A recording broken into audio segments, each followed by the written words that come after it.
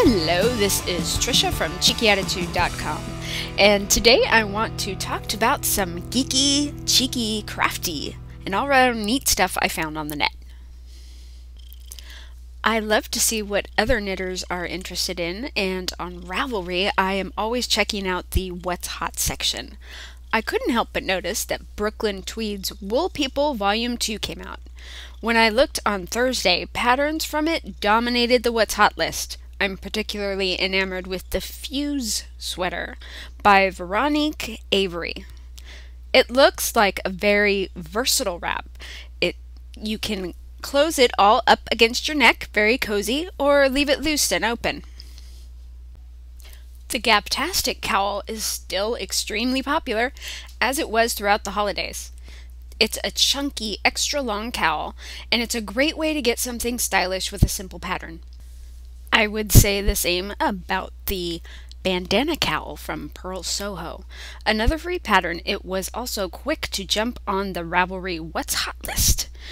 Friend and fellow Knit Night member S&B Leslie recently made one using 2 strands of sock yarn held together, and I really love the look. It's so pretty.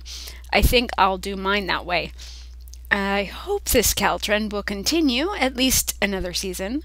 And I think I'll cast down the bandana cowl after I finish the one I'm working on, Cannon Beach by Irish Girly Knits. I'm knitting it using a luscious Madeline Tosh worsted from my stash.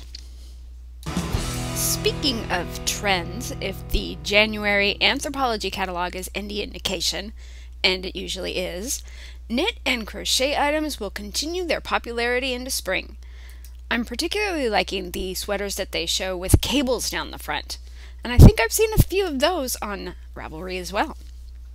I have a board on Pinterest.com that I created called Knits in Fashion. I'm Cheeky Attitude over there if you want to follow me. I know a number of people who knit late into the night and during weekends getting their holiday gifts done. We don't have cable at our house, so there are many great shows that we miss on first showing. But the upside is that it makes it wonderful when they come out on DVD or online streaming. For example, this year earlier we discovered Friday Night Lights, and we were able to watch the whole series without having to wait for new shows. During the holiday break, we discovered the British series The IT Crowd, and that's streaming on Netflix. Being in the Silicon Valley area and working on the edge of tech, we appreciate both the geekiness and the fun humor of the show. I also spent time listening to audiobooks while I knit. Peter and the Starcatchers has been a fun and light story to listen to. It's about Peter Pan's life before he became Peter Pan. I am so very excited that Downton Abbey's 2nd season is starting. My local PBS station, KQED, has put together a web page so you can celebrate watching it.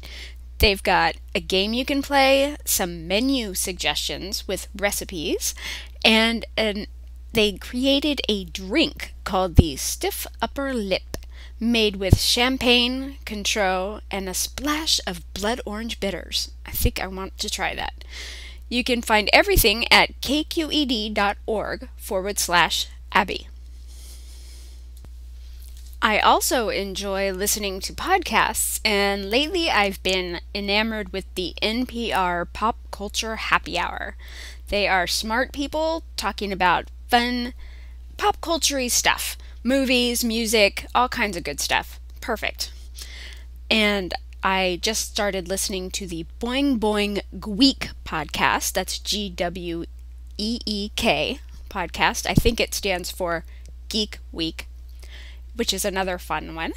Podcast recommendations, quite welcome. So let me know what you like. And I also would love to hear from anyone who listens to audiobooks while knitting or watches TV and what you found to be good company.